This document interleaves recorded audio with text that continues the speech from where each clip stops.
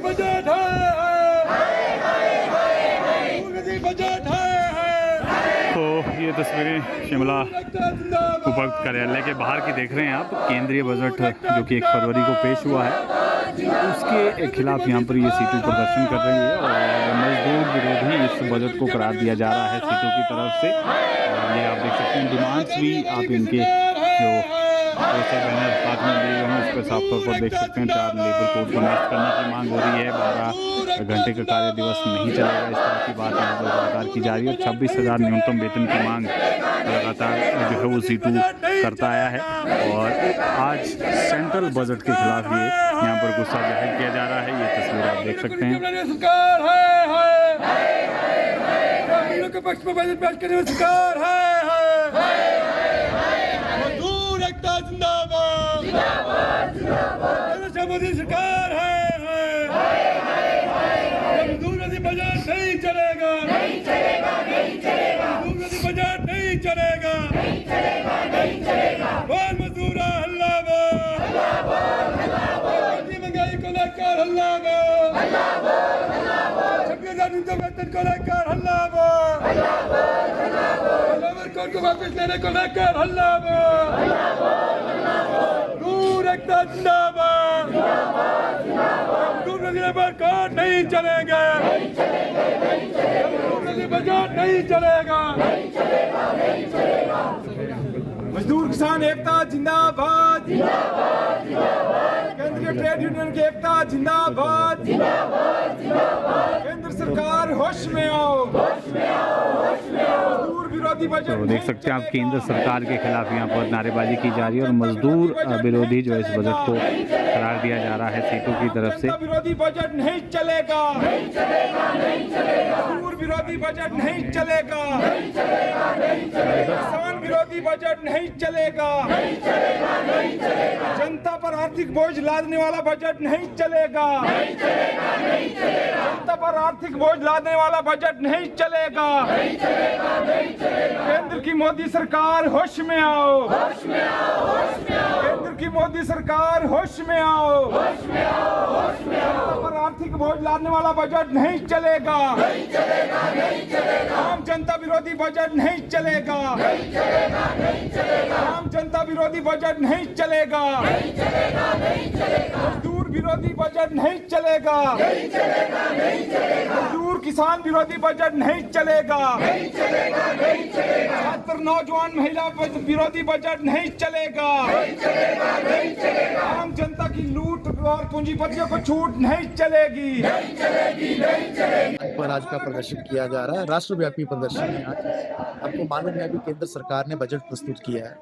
हमारा सीधा मानना यह है कि पिछले 10 वर्षों से लगातार केंद्र की मोदी सरकार है वो पूंजीपतियों के हित में ही काम कर रही है और उसका प्रतिबिंबन कुछ इस रूप में होता है कि अगर पिछले 15 वर्ष का आकलन किया जाए तो जो अमीर लोग हैं, खरबपति लोग हैं, पूंजीपति है, औद्योगिक घराने हैं, उनकी धन दौलत संपदा बहुत ज्यादा बड़ी है, उनके मुनाफे बहुत ज्यादा बड़े हैं, 15 साल के उच्चतम स्तर पर चल रहे हैं उनके मुनाफे। और दूसरी ओर जो मजदूर हैं पिछले 15 साल में अगर आकलन किया जाए और विशेष तौर पर जो कोविड काल आया था जब भारी पैमाने पर जो छटनी हुई थी उससे पहले भी जो मजदूरों की स्थिति थी, बुरी स्थिति, उससे भी पीछे चला गया मजदूरों की स्थिति। जो बजट प्रस्तुत किया गया है अगर उसका पूरा आकलन करेंगे ये सुपर रिच बनाने वाला बजट है जहां अमीर और ज्यादा अमीर होंगे और ये अल्ट्रा पुअर तैयार करेगा। ये अपने आप में गरीबों को और ज्यादा गरीबी की ओर धकेलेगा क्योंकि अमीरों को छूट और गरीबों की लूट करने वाला ये बजट है। उदाहरण के लिए आप देखिए कि जो मजदूर लगातार पिछले कई वर्षों से इस बात की मांग कर रहे हैं कि 26,000 रुपया न्यूनतम वेतन लागू होना चाहिए, बजट इस पर कुछ नहीं बोलता है। पिछले कल ही माननीय सुप्रीम कोर्ट को दोबारा से बोलना पड़ा, लगभग 9 साल के बाद 2016 में एक निर्णय दिया था सुप्रीम कोर्ट ने समान काम का समान वेतन कच्चे पक्के मजदूर के लिए। वो पिछले कल फिर से उसकी पुनरावृत्ति कर दी माननीय सुप्रीम कोर्ट ने कि मिलना चाहिए वेतन, उस पर ये बजट कुछ नहीं बोलता है। आप देखिए मिड डे मील का जो बजट है आज से 3 साल पहले जो बजट था उससे नीचे चला गया है। आंगनबाड़ी का बजट बेशक 150 करोड़ बढ़ गया, लेकिन अगर महंगाई से उसका आकलन करेंगे और जो बजट का जो वॉल्यूम है इस बार और पिछले बार की अपेक्षा तो वो बजट नीचे चला गया। आप देखते हैं कि हमारे देश के अंदर किसानों का एक ऐतिहासिक आंदोलन हुआ और जहां ये न्यूनतम समर्थन मूल्य की बात थी उस पर जो बजट खामोश हो जाता है। कृषि पर जो बजट है उसमें जो है उसमें कटौती हो जाती है। शिक्षा पर जो बजट है अगर उसको थोड़ा बहुत ऊपर करके अगर उसको जस्टिफाई करने की भी कोशिश की जाती है, तो अगर उसको वॉल्यूम के कंपैरिजन में या प्रतिशतता के आधार या महंगाई से जोड़ा जाएगा, तो कुल मिलाकर शिक्षा है, चाहे स्वास्थ्य है, चाहे मजदूर हैं, चाहे किसान हैं, इन सबके खिलाफ ये बजट गया। अब हमारे देश के अंदर 100 करोड़ से ज्यादा जनता कौन है? 50 करोड़ के करीब मजदूर हैं, 50 करोड़ से ज्यादा किसान हैं। इन किसानों और मजदूरों के लिए क्या किया सरकार ने? केवल टीवी चैनल में प्रमोशन करने से, केवल अखबारों के अंदर बड़े बड़े फोटो छपवाने से बजट जो है वो जनता हितैषी नहीं हो जाएगा। आपने कितना टैक्स जो है, जो बड़े अमीर लोग तैयार हो रहे हैं हमारे देश के अंदर, जो खरबपति पैदा हो रहे हैं, दुनिया में सबसे तेजी की दर से पैदा हो रहे हैं, उन पर कितना आपने टैक्स लगाया? आप उस पर खामोश हो जाते हैं। मनरेगा का बजट जो है, आप पिछले साल भी खर्च नहीं कर पाए, इस साल आपने यथास्थिति में रख दिया, यानी वॉल्यूम के हिसाब से वो भी पीछे चला गया। कुल मिलाकर जितना भी दायरा है उस पर हमला करने की कोशिश है। आप देख रहे हैं एक एक करके कौड़ियों के भाव जो है सार्वजनिक संपत्तियों को बेचा जा रहा है।